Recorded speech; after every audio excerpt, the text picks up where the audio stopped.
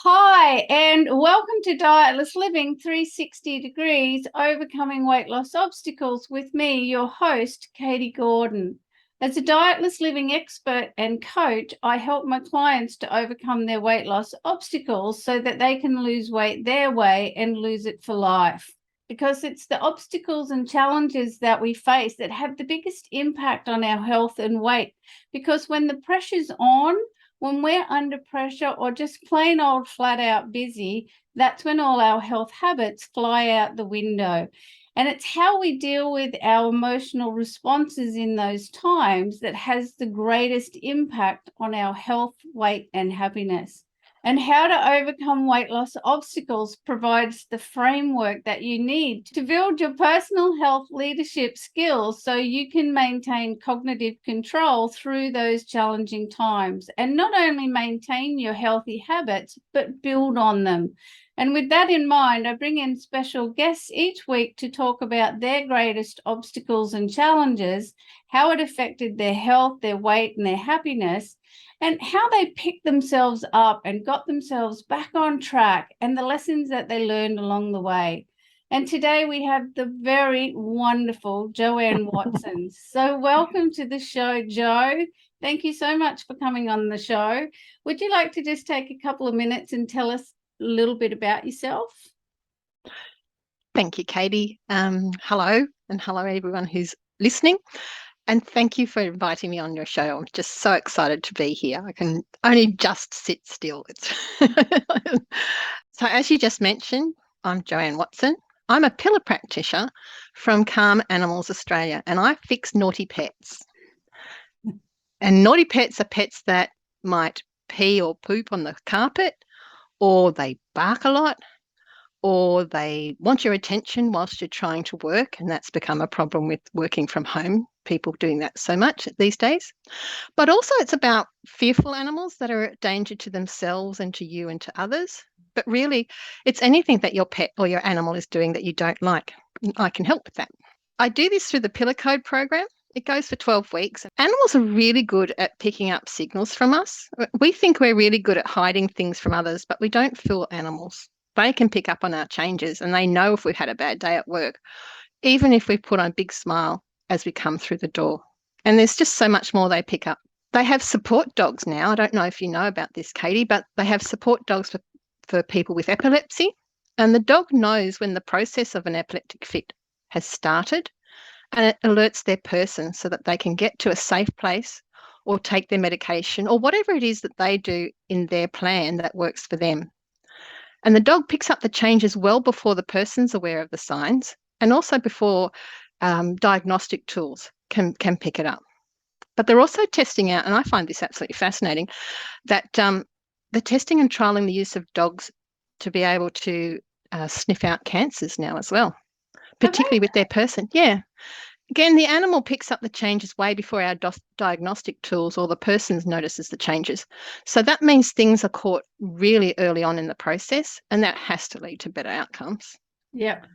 It's the smell or something, isn't it? We give off aromas, and dogs have such a sensitive nose that they pick up on that, and that's how they Yeah. know that either an epileptic fit's coming or somebody has cancer or whatever.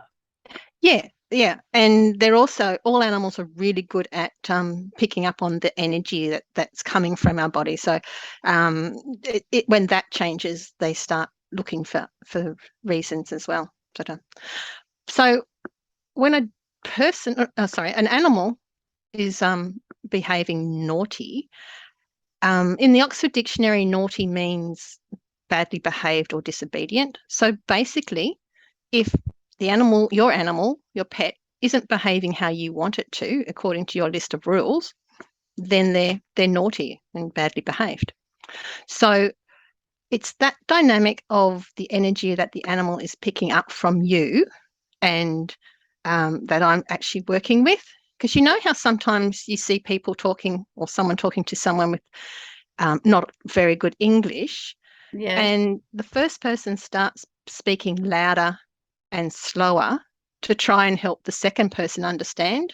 And it usually doesn't help because the person doesn't have problems with the Hearing. volume, yeah, it's English. So when our pets are being naughty, it's a bit like that. They're trying to tell us something, but because we don't understand them, they up the ante and become more obvious about it. I So, believe humans do the same.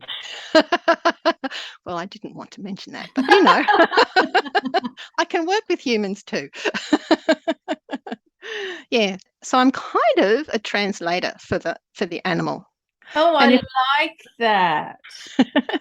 and if it's a rescue animal that we're talking about, then they can be bringing a whole heap of baggage in with them. And in these cases, they're often asking for help for themselves as well, but also, Yes. yeah, because of what's happened to them in their past. Yes, and so many, I've done a lot of house sitting. I was a house sitter for 3 years, permanent house sitter for 3 years, stayed in a lot of homes. Nice. And so many of the pets that I looked after were rescue pets, Uh-huh. and they were all a delight. I've had friends who have rescue pets as well, but each and every rescue pet did have quirky behavior that they Mm. brought with them because of the unfortunate circumstances that they came from. Some were because I did a lot of my house sitting overseas, and some were actually, they have a program for rehoming street dogs from Romania. Okay.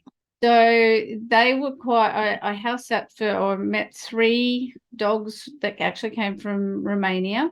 Yep. But other pets, they either were given them from somebody who couldn't have them, and the most delightful thing that I found about what that really warmed my heart was the extraordinary lengths that the owners would go to Yeah, it's great, isn't make it? those pets comfortable and happy, and there was no end to the money they would spend on them, the special circumstances that they would provide for Mm-hmm. them. Mm-hmm. And it was so heartwarming. So I love that you work with the rescue pets as well as just normal wonderful home loved pets.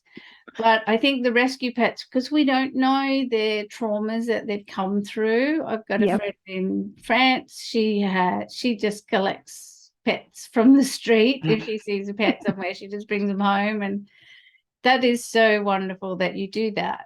My husband thinks I do that with animals too, but he doesn't know how many more I'd bring home if I actually put my mind to it. If it was open gates. Yeah. Yeah. I don't go to visit animal shelters just because I'd have to bring all of them home. Yes. Mm. Yeah, So, because you are a really animal orientated person, aren't you? You've been with animals all your life. yes. Yeah, it's for me it's just natural to have several pets. I've kind of got the number 3 in my head now, and I have 3 dogs, 3 horses. I've had 3 cats in the past, and just so that then if you take one away, they've still got a friend at home. So Oh, yeah. So obviously, if I go riding on my horse, then I'm company for the horse. yeah. But if you only had one extra at home, they'd be lonely. So you'd have to have a friend. Or if you take the vet a dog to the groomers or something, then Yeah. there might just be one left at home. So you still got to have a friend to play with while the other one's away. Oh, that's nice. In my mind, one day I'm going to have 3 King Charles Spaniels. I've already picked Oh, out their nice. names. I'm Oh, going to, nice. yes, I'm going to have Charlie Girl. She'll be a little black one. Yep. There'll be Jitterbug. She'll be a ruby. And Nice. a little ray of sunshine will be a Blenheim. Oh, I like Blenheims. Oh, they're nice. Yeah, my Yes. mum had a Blenheim. So Ah, yep. they're so lovely. And I've house sat for them. They're wonderful. Pets are so good. They are. And how appropriate now that we have a new monarch. Oh, yes. Bless. I Yes. was really sad when I heard Elizabeth died. I'll cry now. Yeah. I was a bit upset. It was definitely an end of an era. Yes, but she was such a great leader. Mm, Such a great mm. leader, real stoic. We like it. And I'll bet, I mean, we're here to talk about overcoming obstacles. Can you imagine the things that Queen Elizabeth had to overcome in Oh her my goodness. 70 plus years as the Queen? Yes. And she just kept smiling and just kept on going on, didn't she? She did. She just handled it all with her chin up and just go forward. And, the Stoics really know, I think, Yeah. how to just go forward with life. These are the things that happen. And, there's a lot to be learned from that. So Yeah. speaking of overcoming obstacles, Joanne, Yes. I'm going to ask you. So what's the greatest obstacle that you've had to actually overcome in your life, and how did it actually impact on you, either physically, emotionally, and or mentally? And how did you actually overcome the obstacles? Like, how did you pick yourself up, get yourself back on track, and maybe share with us some lessons or insights or wisdom that you learned along the way? Mm-hmm. Yeah. Mm-hmm. Yep, sure. I've really thought about this question when you invited me onto your show, and I thought, well, yes, I've been through some loved ones passing away, and I've moved house, and I've had new jobs, and they all have their own challenges. But the thing that frustrates me the most and causes me the most stress was not being able to understand why trained animals, particularly mine, that I've been through all this training with and things, why they didn't listen to me when they were nervous or anxious. And you just couldn't get through to them.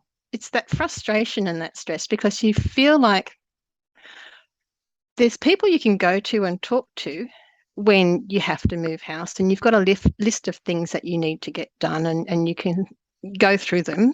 Yeah. Um, and for most of the challenges of life, you've got kind of a plan that you can refer to. Fall back Yeah, on. and talk to others about it. But there's so many differing opinions when you've got an issue with an animal that it kind of just blows your mind, and you realize you have to find out what works for you in your situation. Yeah.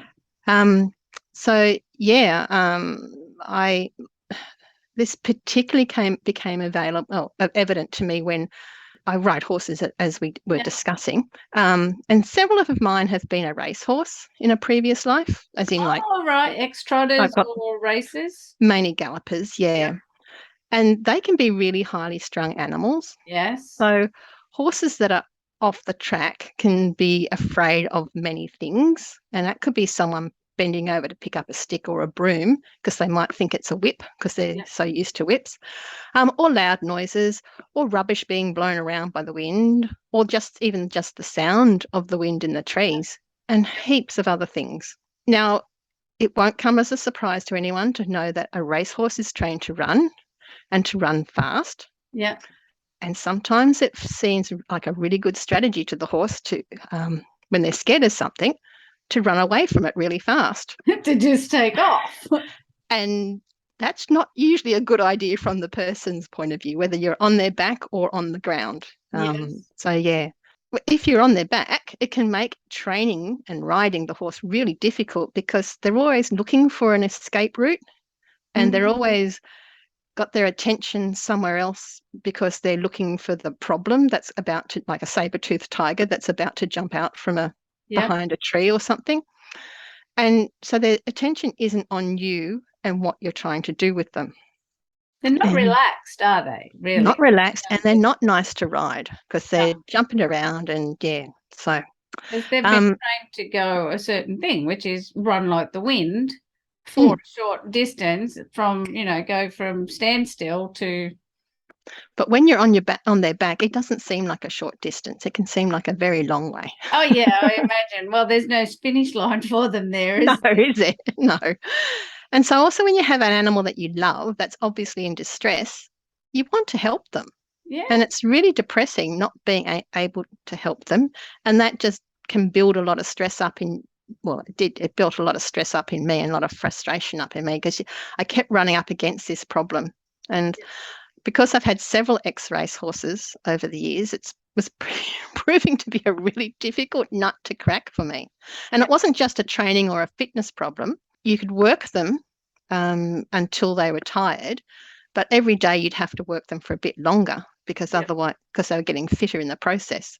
interrupt there because there was Sure. something you said in the beginning when you sort of gave us a little intro about yourself that I want to bring in here, which is when we have a pet that is misbehaving. Yep. And then we sort of went on and you talked about pets that, they can smell epilepsy and that change in our personality and or whatever in our chemistry.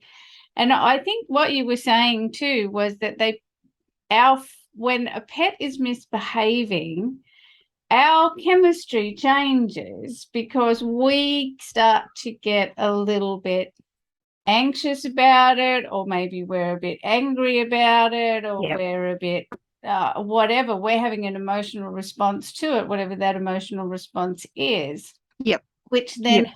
heightens that animal's emotional state that's causing the bad behavior, Mm-hmm. which then heightens their desire to do the behavior they've been doing, which is relieving their anxiety, but Yep. giving us anxiety and It's creating a enough. vicious circle. And with the gallopers, with the horses, because I worked on my best friend when I was 16 had a riding ranch, and she had a few Yep. ex-gallopers and trotters. Mm-hmm. Yes, they just did their own thing, and the Yep. more she was really good, right? Because she was just I don't know, natural with the horses. Yep. And they didn't pick up on anything from her, but boy, when I went near them, they could smell the fear. Yes. Yeah. Yes. And so it just becomes a vicious cycle to your fear goes up because they're behaving how you would prefer them not to, which means they go, oh, They even if get it, more anxiety. because they're not sure why you're getting afraid. And then, oh, there must really be something. And then you'll get more fearful because they're acting even worse. And so that, yeah, it just Yes. you keep feeding off each other. It's really tough to break that cycle. Yes. And so raising your voice and talking loud just really won't work. No, I've not found it to work yet. Anyway, I've stopped trying to do that unless it's like they're running out in front of the car and they just have to hear me type thing. Then maybe Yeah. I might then. But yeah, no, it doesn't work.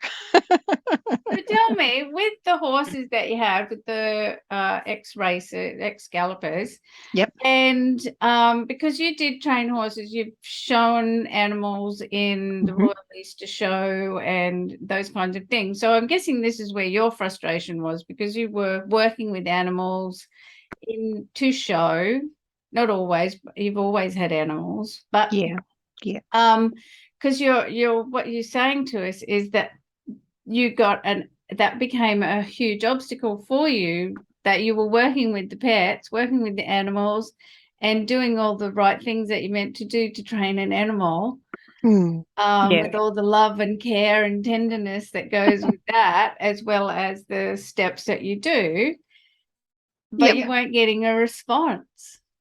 Yeah. And I got so frustrated with it at the time, and I didn't like the conventional response of put a harsher bit on or tie this head down or tie this. I didn't like that.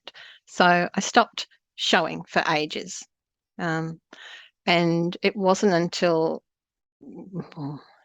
5 or 6 years ago now that I found the pillar code. And that I've taken myself through it.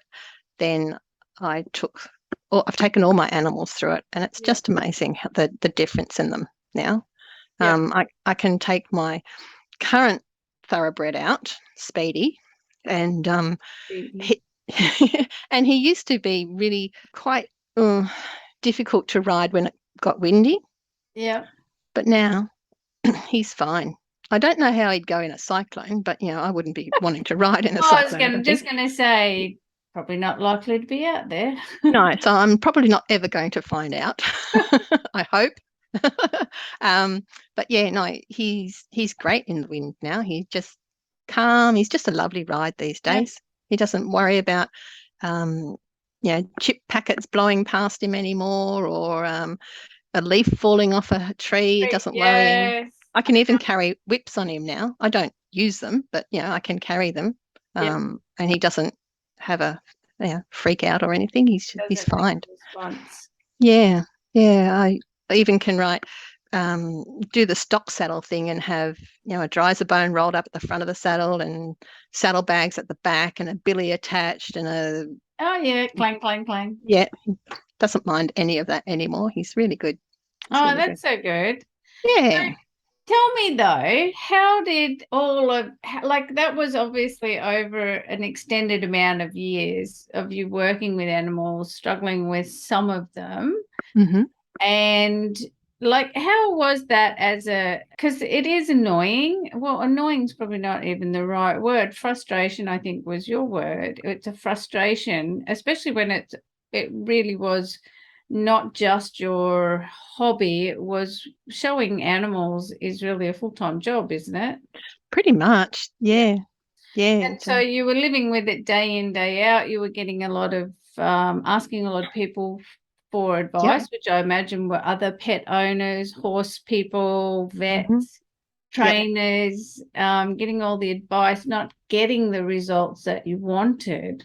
Yeah. So Yeah. how did that become like there was obviously an obstacle for you to enjoying being able Hmm. to be with the animals. So how did that actually affect you?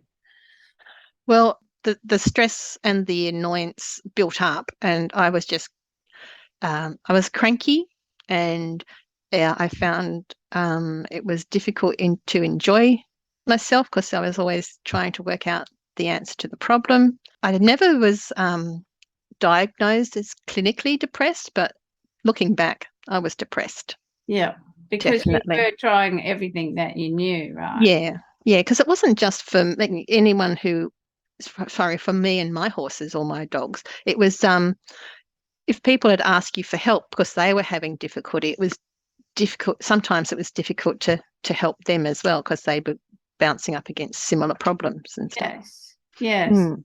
And I imagine that the more frustrated you became with it, like we already said, the more the problem occurred with your horses. Yes, I actually found at Yeah. one of the jobs I had, and which I'd come home at night to feed the horses, and they would come up close-ish to me, but still stay about 10 meters away. And they wouldn't come into the yards to feed until I'd calmed down. And like I thought I was calm, but Yeah. some nights I even had to do a 5-minute meditation in the yards before I was calm enough. And they go, "Yep, now we'll come in and eat now. Yep, that's fine." So Yeah. they told me very loudly, as much as they could anyway, that, we're not coming in till you calm down and you're Yeah. in a better space. And that's when we usually yell, yeah, but I am calm. Exactly. Well, if you're not coming in now, I'm not going to feed you. Yes. Can't you see how calm I am? Yeah, I'm extremely calm. And this is the thing of life, right? Because it's the same. I like that we're talking about animals because the reality is this happens in our day-to-day life with either people at work, people at home, even just in the supermarkets. If we go into a supermarket or anywhere where there's people, shopping centers, and we're in a bad mood, it's that energy that we give off, even if we think we're being relaxed or maybe we're Yep. not even trying. But when we have it, I like the workplace as a good example because it's more like working with animals where they're not in your home, although Yep. sometimes with pets they are. Yep. But this energy that we give off, we work with people that we don't particularly gel with, or Hmm. perhaps we work with people who are, well, I want to be nice here. That it seems like they're on purpose, being challenging towards us. We have bullies at work and all sorts of things, Mm. and it Well, we is, also have that Australian larrikin, don't we?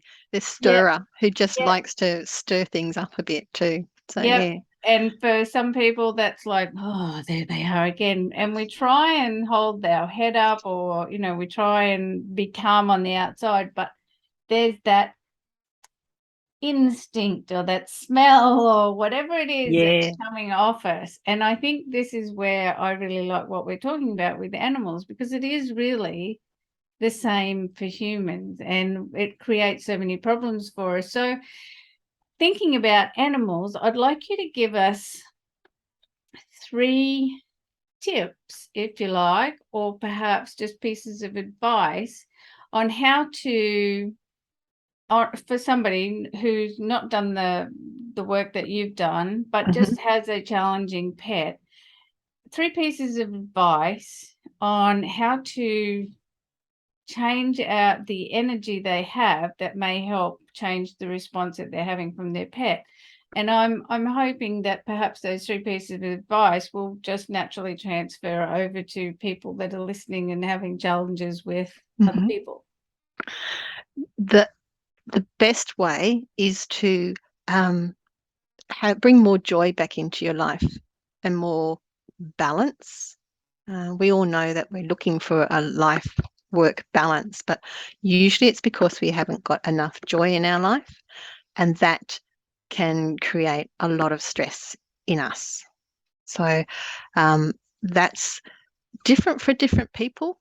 And taking time for yourself is really good because you need that time to be able to not necessarily relax, as in having a snooze or having a glass of wine, but bringing yourself down and allowing to release all those frustrations. And for some people, that might be meditating, or it might be doing some yoga, or it might be going for a walk. And if you do, take your dog. And just putting their feet in the sand at the beach, or whatever it is, simple things that don't have to cost much. Or even having a hug. A hug releases lots and lots and lots of endorphins and other happy feeling. They say we should have 5 hugs a day just for general good health. Oh, I'd like that. Yeah. Yes. And it can be from your dog or your horse. I think that's why people really love pets, right? Because it is the ability to have an unconditional hug. I want to have a hug. And majority cats, I don't know about cats, but the majority of times you want to hug your dog, they're all for it. Yes, exactly. Sometimes if they're a rescue pet, they might need to learn that hugs are okay. But once they catch on to what the idea is, they love them. Yeah. Yes, of course. Hugs are good for us. Yeah. Yeah. So is that 1 or 2 pieces there? We've got 1 more to go? Yeah, and just spending time doing whatever it is that you really, really like is to keep it all in balance. Yeah. So. I really love that that's what you said is the remedy, because that's one of the key things that I teach as well for losing weight, right? Because it's dietless living. It's forget about dieting and focus on living, because it's in the living part, the having fun. Yeah. We don't have enough fun in our lives. That's the key to a lot of things, right? Happiness changes everything. But like you say, it's not just a massage or laying on the couch. It's being able to find that joy in everyday life. Look at the trees and see the sun and go, yes, it's a beautiful day, even if it's pouring rain. Yeah. So, and every day above ground, my dad used to say, every day above ground is a good day. Wise man. Very wise man. He was. Yeah. So, Jo, tell me, what's the biggest risk that you've ever taken, and why did you take it? Well, the biggest risk I've taken was leaving full-time employment and starting my own business. Yeah. And I took it because I had worked for 40 plus years for somebody else, and I thought that I didn't want to die wondering what it would be like to have my own business. And so that's what I did. And how long ago was that? 5 years ago. Oh, wow. Well done. Yeah. So, and it's been a very exciting and interesting ride. Well, yes, you're not the first entrepreneur like myself who's been on the show, and there is a very common theme about the biggest risk being the starting up our own business, because it is a roller coaster of excitement and adventure. It is. And also standing up in front of people to tell them what you do Yeah, particularly when it can be a little bit of left field for some people. They kind of sometimes think, "You're doing what? Oh, okay."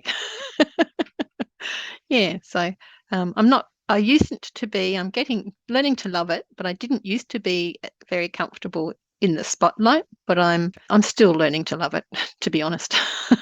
It's just practice, right? It's just Yes. practice, building a skill like anything else. We Yes. probably weren't, comfortable the first time we drove a car, but eventually we got good at it. We understood the benefits of being able to drive ourselves from A to B, Yeah. and we got Exactly. good at it, and then we got comfortable, and yeah, that's just Yeah. how it goes. I mean, having your own business, right, is the best upskilling in any job. Like for me, I always say I've never worked in a job where I've been so upskilled. Yes.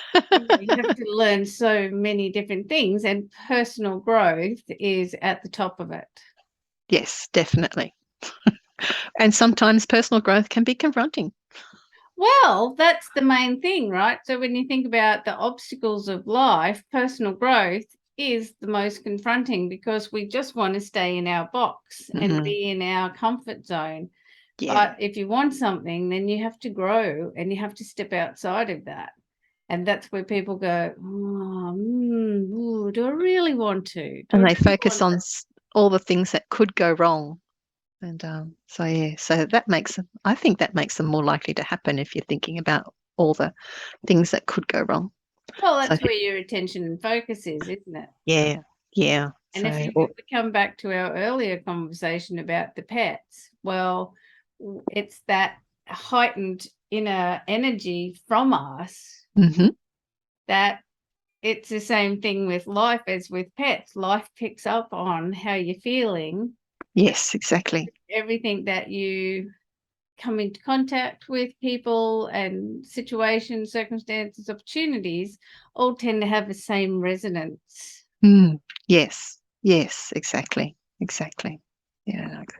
So, as you think about how you started your own business, how have you moved yourself through the emotional challenges of that? I've been using the pillar code tools that I've learnt there, which is a kind of a meditation. One of the tools is, and working through those, and that helps me to keep calm and balanced, and looking on the bright side and being grateful for everything I've got. So that's how I've been going through. Oh, we just saw a tail and a I head know, it's head a of it. nice look like a little tail. Who's come to visit? Rosie's come in. She's Hello, a Rosie. border collie kelpie cross. Oh, hi, Yeah, Rosie. she's Look at you. I love that she's come. I've seen your pets before, and they do always just look so relaxed. You got a poodle? Was it a poodly one?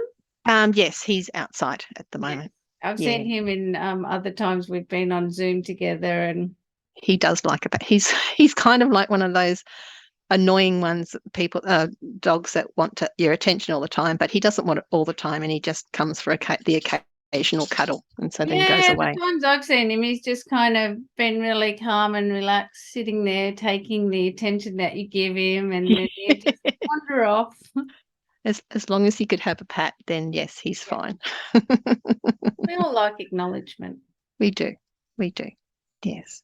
Sorry, I've forgotten the question now. My dog's distracted me. That's all right. We like the dogs.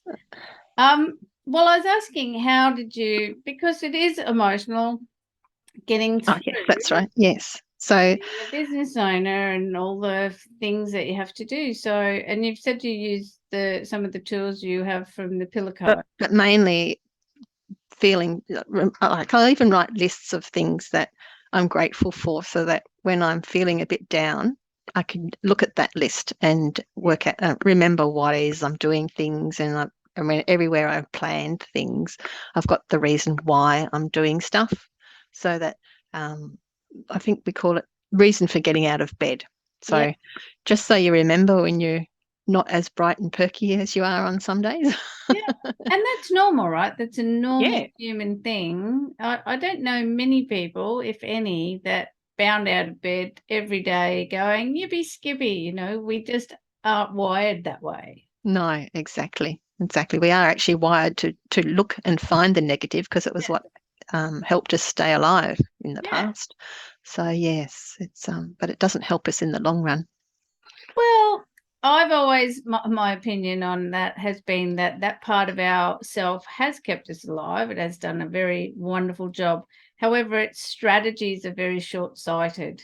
Yes, Doesn't yes, that's a look good at way of the saying it. long term of the strategies that it provides, and then it has to make another strategy to overcome the small new obstacle that's been created. Like in the dieting world, what I do Hmm. is that part of ourselves says, reach for food that's going to make you feel good, because at the moment you've got a lot of tension in your body and we don't like tension. It's bad for the vessel. And so the reach for food and you have the food, and then it's such a short-sighted thing, right? Because then there's Mm. a response to the food, a sugar hype or whatever, or long term, it's the being overweight and the problems that come with that, Yes, yes, which is a bit like the naughty dog cycle, right? It yes, just exactly. keeps compounding itself. It just Yes, needs to exactly. be a bit more long-sighted, which is why we have our wonderful logical self who can come in and go, no, no, no. Yes, yes, and having my gratitude lists, a list of things I'm grateful for, is just helps to remind me and keep me positive and keep me going. So I Yeah. find that And, good. and keep your logical self back online, right? Yes, Yes, yes, exactly, which is the exactly. main thing. It is. So, Joe, tell me, what have you got coming up for yourself, if anything, that's a little bit or maybe a lot outside of your comfort zone? Maybe it even feels like a bit of a risk. And why are you doing it? It's something that I just done was really big. I drove my horse over to South Australia, which is 4 days driving away, and we had a 2 week training course over there, and then 4 days back. And I wanted to do it because I'd never done anything like that before. I hadn't driven any horse that far before. I was 99% sure we could do it, but I wanted to make sure I could do it. And I was well out of my comfort zone for that because I just didn't know the places that we were going to stay overnight. Hadn't stayed there before. So, everything was an unknown, whether or not the car would actually make it that far. Again, I was fairly certain it would because Yep. it's only 4 years old. But you just don't know if a wheel's going to fall off or if something simple is going to go wrong. Or there was a group of 6 of us, so I didn't actually go by myself. I don't know. Don't think I could have Good. coped with that. But So where do yes. you stay when you're towing a horse and you need to stay overnight somewhere? Well, apparently it's a thing now that you've got these pet motels, and so not all of them take horses, but you can stay at a hotel with your dog or your cat or your horse. You just have to search on good old Google on the internet So to if there was 4-day drive, so that's 3 nights that you had to yeah, stay somewhere before yeah. you got to your destination, and you found 3 places that you could stay that had stables that you could put your horse in. Hmm. Sometimes it was for us, for horse people, it's at the showground Oh, right. of the town. But yeah, no, there was a long list of motels that had accommodation for horses as well. I was quite surprised at the choice that we had. So we kind of like worked out for 5 hours driving each day, Yeah. and what was the closest town to about 5 hours so of driving, which was great. It was really Wow. good. Means we got a good bed and the horse got a safe place to be, and it was great. And how do the horses like going for 3 days in, being towed along in the back? It would be a bit boring for them, I imagine. I imagine it would be too, but usually you have some hay in there or something so that they can eat it. Or yeah, maybe that because my horse likes to look out the window that's at the front, so he's looking at all the stuff going past, and they have sleeps. They sleep in it Yeah. there too. Oh, Yeah, okay. yeah, which means you have to drive very smoothly because otherwise, they could fall fall over or it's No a bit sudden moves. for the horse. Imagine in the float, it's a bit like standing on the bus, just Oh, holding on yeah, to yeah. onto the handrail or the Yeah. little grip that hangs down, and closing your eyes because they wouldn't know when a corner was coming or anything. So Yeah. yeah, that's how I imagine it would Thought be. of it from that point of view. Yeah. Do they have horsey floats yet with movies, TVs? I've not seen them, but I'm not in the uh I haven't I'm not in the market for Yeah, yeah. updating my float at the moment. So yeah, I've not noticed them, but I I'm wouldn't be sure, surprised. yes, I'm sure somebody has them somewhere. I Well, they mean, have dog TV, so I'm sure that somebody would be able to do horse TV and you could link it up to your horse float. they'd be watching Mr. Ed. Yeah. No, I wouldn't let mine because I just wouldn't want them to learn all those tricks. It was such a good show, Mr. It Ed. was. Anyone out there, if you don't know Mr. Ed, I'm sure he's on YouTube. Very I'm old. sure you have to be. And anyone out there who does remember Mr. Ed, yeah, we know how old you are. Yes, we do. Is his name George, the owner? I think Come so. on, George. No, Wilbur.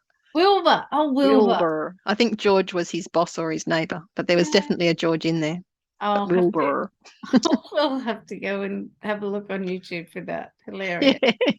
Not thought about Mr. Ed in years. Well, Yes. well done you. And was the trip home as good? Yes, it was very smooth. It was a very smooth trip there and back. So, Excellent. and I wasn't as scared about driving home because I already knew we stayed in the same places on the way back as we did Yeah. on the way over. So, yeah, I knew what was going on with that. And it was so much fun that we're going back next year. So that's good. Oh, excellent. Well, I'm glad it was a good journey for you and that your horse and you had friends and that was wonderful. Yeah, it was great. It was really good. So tell me, what do you do for fun, Joanne? Is it all horses or is there something else? Friends and family and dinners, and I like baking, and I'm also gluten and lactose intolerant, so I really enjoy finding ways to make my favorite recipes, being gluten and dairy free, and also so that they don't taste like cardboard, and my husband will eat them. So they have to taste pretty much like the other version Yep, before my husband will eat it. yep. Oh, and I love chocolate, so that's fun. You and Misty Hankel. Misty Hankel, if you're watching, there'd be the peas in a pod for the chocolate. Yes. Yes. So yeah. Yeah. So What's your favorite chocolate then? Do you like fancy chocolate or is it just like your basic Cadbury's? I like dark. All The right, darker the better. for that Uh, 80%.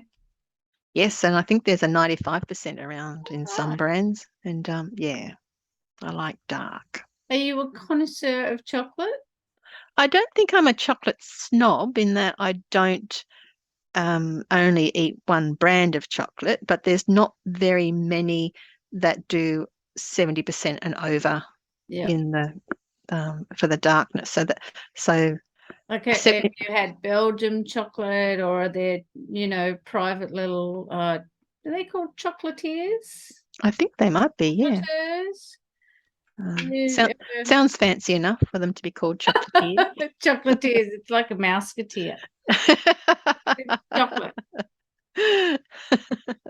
Yeah, so I've tried anything that's dark, I'll try. And Okay. particularly if it's got, I also don't mind it if it's got sea salt in it too. That's Yep. nice too. Yeah, I Ah, don't like it too sweet. well, we know what to get you for your birthday. Thank you. And what do you do for relaxation? Is it different to fun? A little. I do find those things for fun good and relaxing, but I do like taking the dogs for a walk. I'll even take the horses for a walk. And I'm very, very lucky where I live. There's a 3 kilometre track that's a bit up and downy, but not too much of a problem Yeah. for me. Not for the animals are fine. Animals will Uh, be yes. so a 3 kilometre walk I can do in about 40 minutes. So it's not a lot of time, and it just gets you out into the sunshine or whatever the weather is and into nature. And because I live in rural New South Wales, I don't. It's kind of like an exciting event when a car goes past for me. So yeah, it's not dangerous at all. We can just have fun out there. But I also do like sitting in the sun and reading a book. Curling up with a book almost anywhere is a relax for me. What kind of books do you like? Novels or? Yeah, yeah. Using it for an escape. I don't really want. I'm quite happy to do real life, but if Yes. it's not, I don't like war. I get really upset with war and that sort of thing. But I'm happy to lose myself in anything like that. In a No. book. Yeah, yeah. I find it easier than watching a movie because I get to imagine what's happening rather than being told how it's happening. And in a movie, I often can't sit down for longer than 2 hours, so I can get up and walk around with a book and come back to it. Yes, I do that with movies actually. Oh, okay. I'm very hard pressed to sit through a whole movie without pausing 17 times and wandering off and coming back. You're a girl after my own heart. Unless I'm, knackered and I'm actually laying flat on the couch at the time, which is a rarity. Well, then I'm probably going to go to sleep and miss it anyway. I just sitting still in the and for that length of time without, working on a keyboard. I can sit here for hours. It's easy peasy. Yes, exactly. Yes, naughty but easy. Well, it's good to do that at some stage, but also to get up and move around and Yes, keep the blood flowing. get going and get moving. Yes. Well, Joanne, it's been an absolute delight to I've have had so much fun. It's been great. Thank you so much. Thank And I you. have loved talking about all the animals with you because you're the first person I've had on the show that the conversation has mostly been about animals because they are just us. They are. They are. Yeah. So, which isn't that surprising, seeing them made up of the same stuff. Well, exactly right. We are the same. And I think really the reality of pets they are just a good mirror of us. And again, that can be a bit confronting. Yes. And so if you're out there and you do have naughty pets or pets that are behaving badly, do give Jo a call. Her details will be listed they're probably sitting right there below us now as we're talking. And you can get in contact with Joanne. Are you on LinkedIn, Joanne? I am on LinkedIn. LinkedIn and Facebook, and we'll have her website details and her email and a phone number all there for you. And you'll be able to get in contact with her and find out about the workshops that she has coming up. I think you've got a workshop or an information center or something. Information center, an information session coming up on what to do with your naughty pets or pets behaving badly. I do. So thank you so much, Jo. I'm really pleased that you came on the show and enjoyed stretching yourself and coming here. Thank you so much, Katie. I really had fun. Wonderful. It's been just such a pleasure talking to you.